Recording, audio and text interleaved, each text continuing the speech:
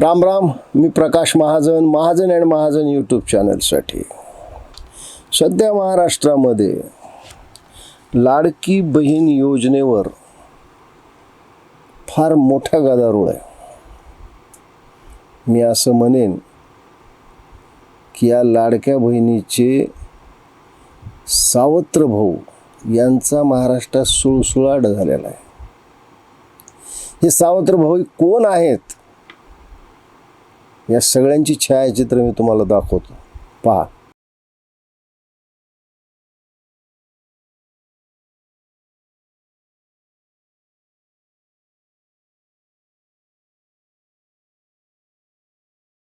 ज्यावेळेस माननीय एकनाथजी शिंदे महाराष्ट्र राज्याचे मुख्यमंत्री होते त्यावेळेस त्यांच्या कल्पनेतून माझी लाडकी बहीण ही योजना तयार करण्यात आली आणि या योजनेसाठी त्यावेळेसचे उपमुख्यमंत्री, आत्ताचे मुख्यमंत्री माननीय देवेंद्रजी आणि स्वर्गवासी अजितदादा ते अर्थमंत्री होते.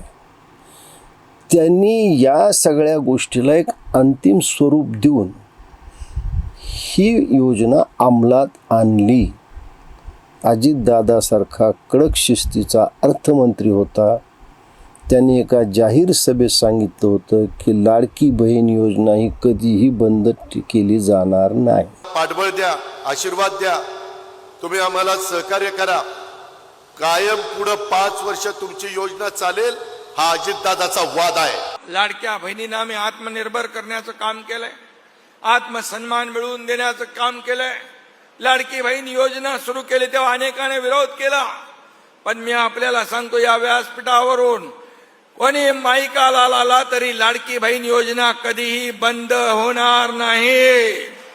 पण कसं होतं, निवडणुकीचा तो काळ आणि जाहीर झालेल्या योजना त्याच्यात आपण स्वयं घोषणापत्र देऊन आपले प्रमाणपत्र प्रमाणित करण्याची सोय दिली होती आणि नेहमीप्रमाणे एखाद्या चांगल्या योजनेचा कसा बोजबारा उडवायचा म्हणून काही लोक टपलेले असतात.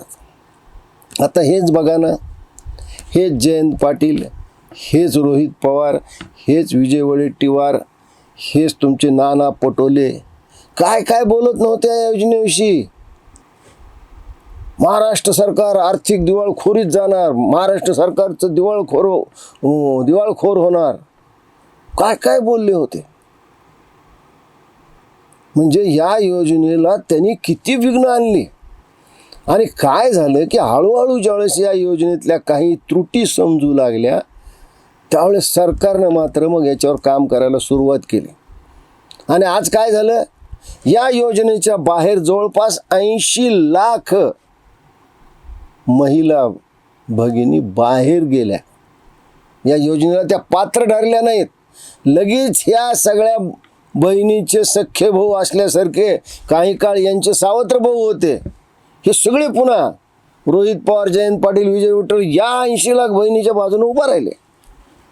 मग म्हणले त्यावेळेसच का त्यांना दिली, आता का देत नाहीत. मग दिली तर चूक होती तर त्या अधिकाऱ्याकडून वसूल करा. अरे काय बोलताय तुम्ही, स्वतःला उद्याचे राज्यकर्ते समजताय आणि एखाद्या अधिकाऱ्याकडून ते वसूल करा म्हणताय. रोहित पवार असं वसूल करायचं ठरलं तर पवार घराच्या पत्रा राहणार नाही तुमच्या घरावर. इतके घोटाळे केलेत तुम्ही.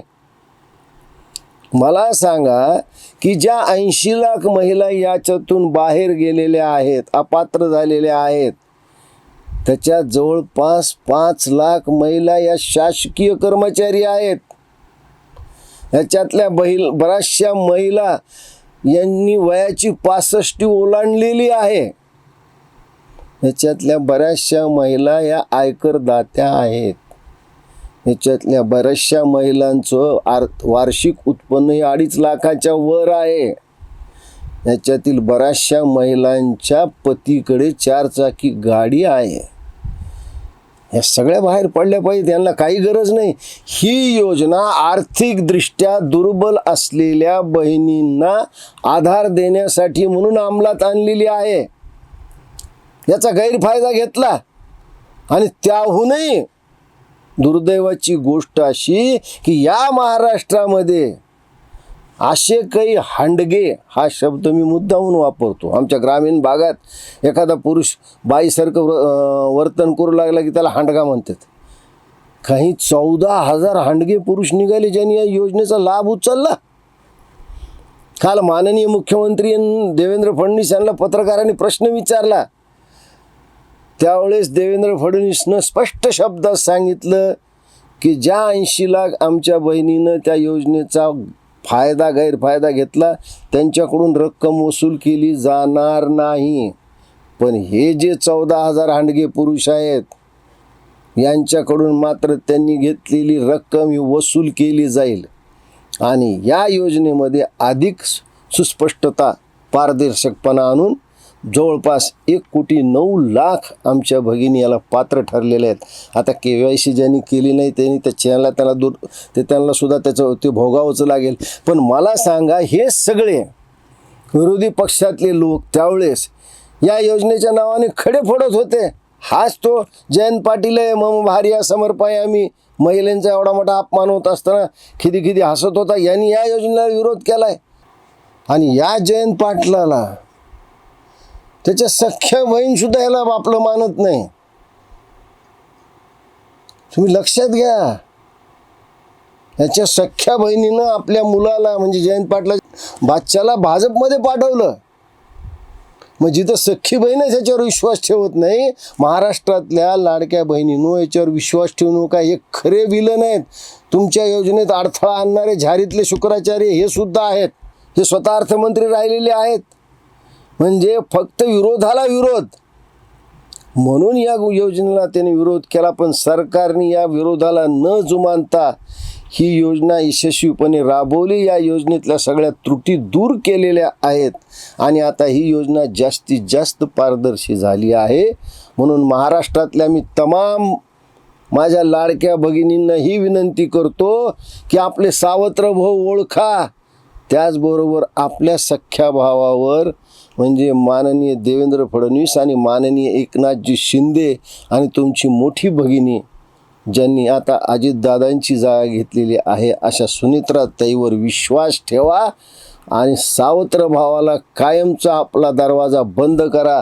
यांच्यासाठी आपला दरवाजा कधीही उघडा करू नका. हे तुमचं कधीही भलं चिंतणारे लोक नाही आहेत. आणि तुम्ही ओळखा, भावनेच्या भारात वाहत जाऊ नका. जोपर्यंत महायुतीचं सरकार आहे, जोपर्यंत माननीय देवेंद्रजी, माननीय एकनाथजी शिंदे आणि सुनित्राताई आहेत, तोपर्यंत लाडकी बहीण योजना ही चालू राहील. ती कधीच बंद होणार नाही. धन्यवाद.